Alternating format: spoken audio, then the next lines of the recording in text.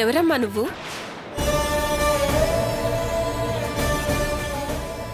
ఇక్కడికి ఎందుకు వచ్చావు? మీ ఇంట్లో ఏమైనా గొడవలు జరిగాయా? చెప్పమ్మా. పర్వాలేదు, చెప్పమ్మా.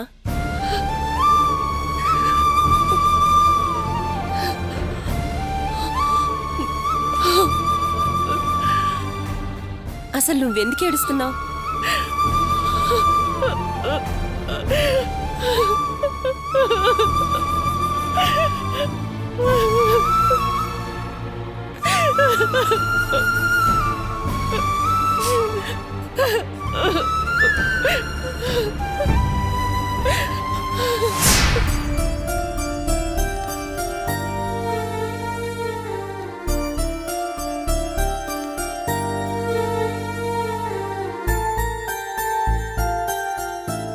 రావయ్య పెద్ద మనిషి, రా. నీకోసం ఎదురు చూస్తున్నావు. ఎక్కడా కనపడలేదేంటా అని ఎదురు చూస్తున్నాను. పెద్ద మనిషిగా న్యాయం ధర్మం అంటూ తెగ వల్ల వేస్తావుగా. మాకు ఎన్నో రకాలుగా మాటలు చెప్పి నా కూతుర్ని తీసుకెళ్ళావుగా. ఎక్కడయ్యా నా కూతురు? ఏదయ్యా నా కూతురు? చెప్పవే.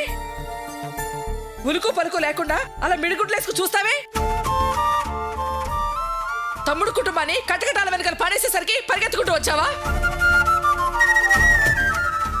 అర్చన వెళ్ళిపోయిన రోజే మా ఇంటికి వచ్చి తలో సర్వే నెంబర్ అంటూ రకరకాల మాటలు చెప్పి వెళ్లేవే కానీ ఇలా మీ అమ్మాయి కనపడలేదని ఒక్క మాటనే చెప్పావా? చెప్తే నీ నోట్లో ఉన్న ముత్యాలు ఏమన్నా రాలి పడిపోతాయా? అసలు అసలు నువ్వేం పెద్ద మనిషివయ్యా? అనండమ్మా, అనండి.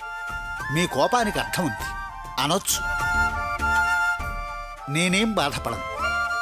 కానీ నేను మీ ఇంటికి వచ్చినప్పుడు మీ పరిస్థితి చూసి చెప్పలేదు.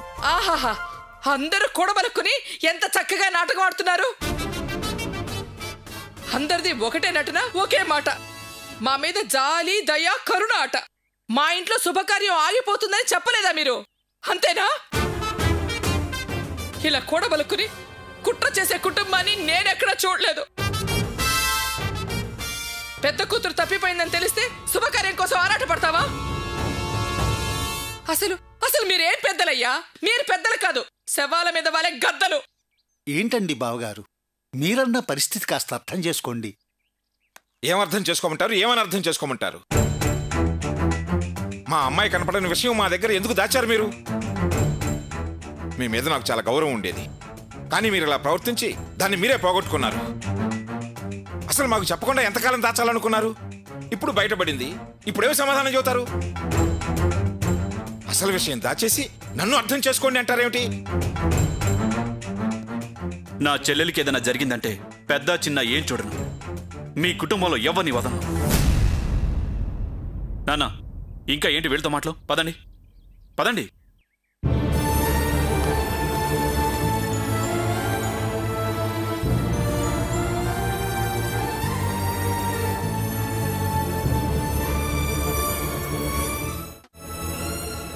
నమస్కారం అమ్మా, నేను గోపి పెదనాన్నను. ఓ అలాగా. ఈ విషయంలో మీ పాత్ర కూడా ఉందా? అలాంటిదేం లేదమ్మా. ఓ విధంగా చెప్పాలంటే అర్చన కనపడకుండా పోవడానికి ఎవరూ కారణం కాదు. ఇందులో ఎవరి పాత్ర లేదు. మీరేదో కొత్త విషయం చెప్తారనుకున్నాను. వాళ్ళు చెప్పింది మీరు చెప్తున్నారు. ఇంతకీ మీరెందుకొచ్చారు? వాళ్లకి జామీనిచ్చి తీసుకెళ్దామని వచ్చాను. ఆహా, చేసిందంతా చేసి జామీను పూచీకత్తు అంటే వదిలే విషయమే లేదు. ఇది అమ్మాయి మిస్సింగ్ కేసు, గృహ హింసా నేరం. జామీనుకు వదిలే ప్రసక్తే లేదు. అలా అనకండి. కావాలంటే లాయర్ని తీసుకొస్తాను. లాయర్? మీరు ఎవరితో మాట్లాడుతున్నారో ఆలోచించి మాట్లాడండి. మీరు లాయర్ని తెచ్చినా వాళ్ళు లాకప్లోంచి బయటికి రారు. ఇక మీరు వెళ్ళొచ్చు. పోనీ ఒకసారి వాళ్ళని కలవచ్చా? సరే, కలవండి. కానీ సలహాలు మాత్రం ఇవ్వకండి. అలాగేనమ్మా.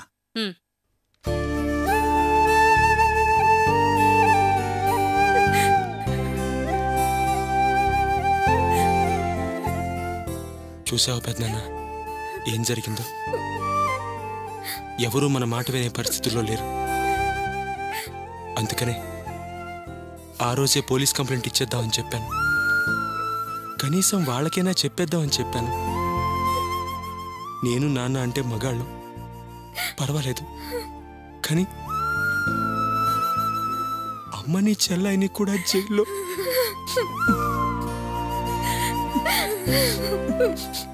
బాబు, రాణి కాలేజీకి వెళ్ళే అమ్మాయి, రేపో మాపో పెళ్లి కావాల్సిన అమ్మాయి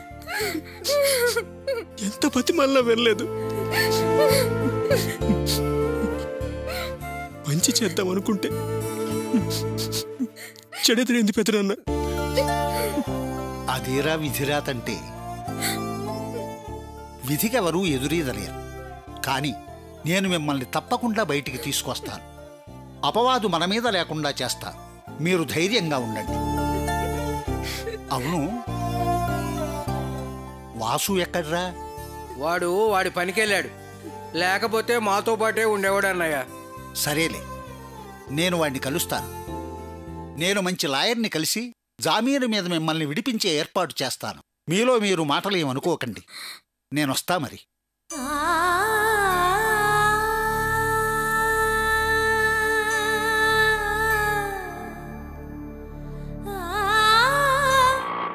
ఇక్కడ ఆపు.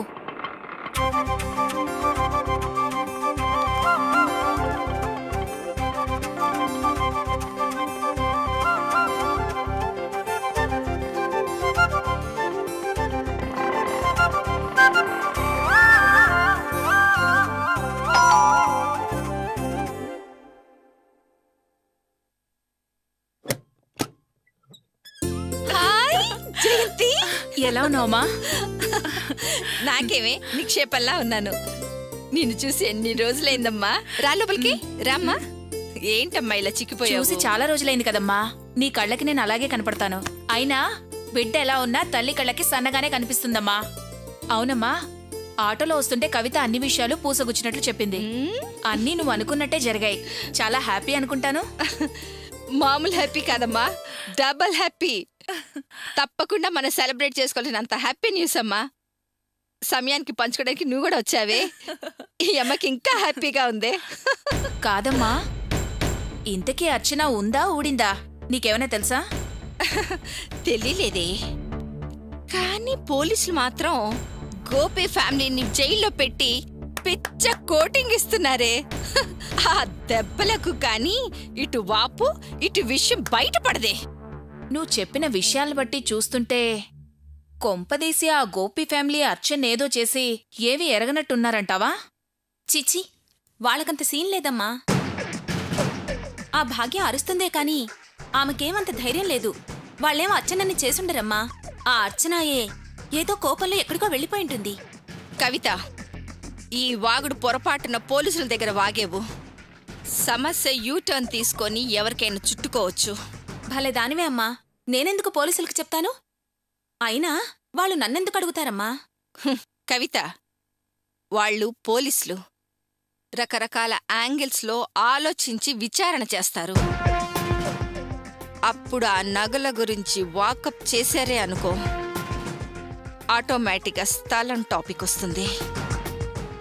ఆ మ్యాటర్లో నీ పేరు బయటకు వస్తుంది. అప్పుడు నిన్ను ఎంక్వైరీ చేస్తారు.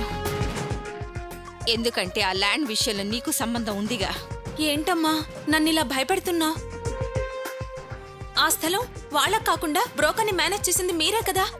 ఇప్పుడు నన్నిరికిస్తున్నారేంటి? అసలే నాకు భయం చాలా ఎక్కువ. పోలీసుల వ్యవహారం కాబట్టి నిన్ను హెచ్చరిస్తున్నాను. ఒకవేళ పోలీసులే వచ్చి ఎంక్వైరీ చేశారే అనుకో, ఆపకుండా ఏడుపు మొదలుపెట్టు. మోసపోయామని మొత్తుకో. మియాపూర్ పోలీస్ స్టేషన్లో కంప్లైంట్ చేశావని నీ తప్పు లేకుండా చెప్పు. అర్థమైందా? ముందేమో మీ మాటలు విని అదిరిపడ్డాను. చెమటలు పట్టించేశారు. ఏంటి కవిత, ఎందుకంత భయం? నువ్వు నా కూతుర్లాంటిదానివి. పైగా నాకెన్నో విధాల సహాయం చేసిందానివి. నిన్నిరికిస్తానా? అవును కవిత, అమ్మకి నేనెంతో నువ్వు అంతే. అమ్మ నాకు ఫోన్ చేసినప్పుడల్లా నిన్నెంత మెచ్చుకునేదో తెలుసా? నాకు బదులుగా ఆ పనులన్నీ నువ్వు చేసి పెట్టావని ఓ తెగ చెప్పేసేది. నీలాంటి ఫ్రెండ్ దొరకడం నిజంగా నా అదృష్టం కవిత. అంతేకాదు, అమ్మ ఈరోజు ఇంత సంతోషంగా ఉంది అంటే దానికి కారణం నువ్వే. ఏంటి జయంతి అంత పెద్ద మాటలు? నువ్వుండి చేయాల్సిన పనులు ఫ్రెండ్గా నేను చేశాను, అంతేగా? అమ్మా, కవిత మనకు ఎంతో సాయం చేసింది, ఎంతో రిస్క్ను కూడా ఫేస్ చేసింది. తనకి మనం ఏదైనా చేయాలమ్మా. నువ్వు చెప్పాలా? నేనెప్పుడో ఆలోచించాను. దానికి కావలసిన ఏర్పాట్లన్నీ దానికి చేసి పెట్టాను. మీరు మాట్లాడుతూ ఉండండి, నేను ఇప్పుడే వస్తాను. ఏంటి జయంతి, నేనేదైనా ఆశించా ఈ పని చేశాను? నా ఫ్రెండువి కాబట్టి మీ అమ్మకి సపోర్ట్ చేశాను. నన్ను అలా వేరు చేసి చూడకు జయంతి. కవిత, ఏంటమ్మా? ఇది తీసుకోమ్మా. ఏంటమ్మా ఇది? నాకేం వద్దు.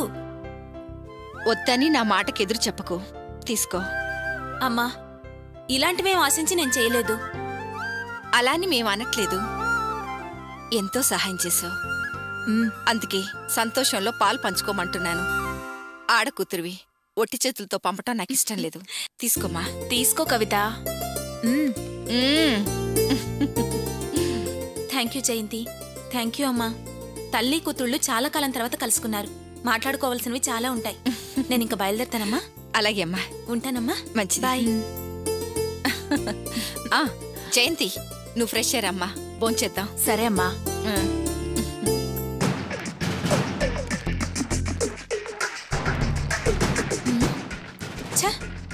ముష్టి 10,000క ఇంత బిల్డప్? ఏదో దిగేస్తారనుకున్నాను. దిష్టి తీసినట్టు 10,000 నా మొహాన పడేశారు. అడ్డమైన పనులన్నీ చేయించుకొని ఇదేనా ఇచ్చేది? చిచ్చి, పిసినారి మంద.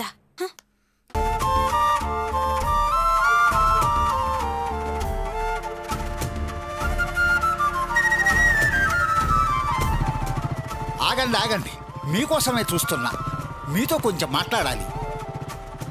ఇంకా మాట్లాడటానికి ఏం మిగిలిందండి? వెళ్ళండి. అలా అనకండి. సమస్యగా ఉన్నప్పుడు మాట్లాడాల్సింది చాలా ఉంటుంది. పరిస్థితులు అర్థం చేసుకోండి. మీతో మాట్లాడాలనే ఇక్కడ నిల్చున్నా. దయచేసి వినండి. ఏంటండి మీరు మాట్లాడేది, మేము వినేది? ఏం లేదన్నారుగా, ఇంకేం మాట్లాడతారు? 2 నిమిషాలు మాట్లాడితే అంతా సవ్యంగా జరిగిపోతుంది. కాస్త వినండి. వినోద్, సరే ఆయన ఏం చెప్తాడో విందాం. బండిని కాస్త పక్కది.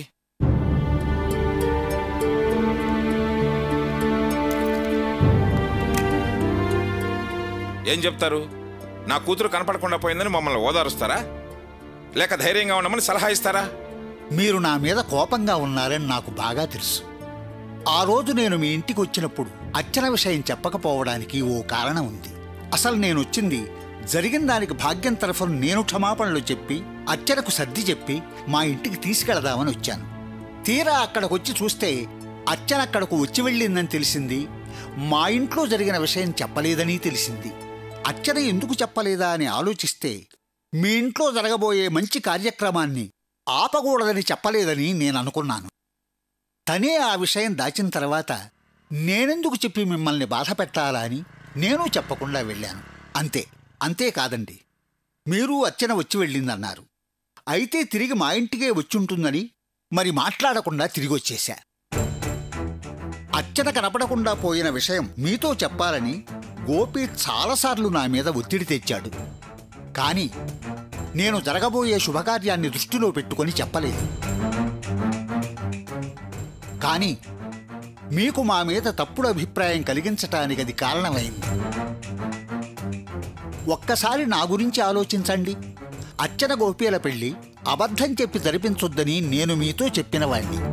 కానీ మీరే నన్ను బలవంతం చేసి నాతో ప్రమాణం చేయించుకొని నన్ను ఒప్పించి పెళ్లి జరిపించారు. అలాంటి నేను అర్చన విషయంలో అబద్ధం చెబుతానా? మీరు భాగ్యం విషయం వదిలేయండి. గోపి ఎలాంటివాడో మీకు తెలీదా? భాగ్యం నగలు ఎక్కువ కావాలని అడిగినప్పుడు అవన్నీ ఏం వద్దని చెప్పింది వాడే కదా. అలాంటివాడు వరకట్న వేధింపులు చేస్తాడని మీరెలా నమ్ముతారు?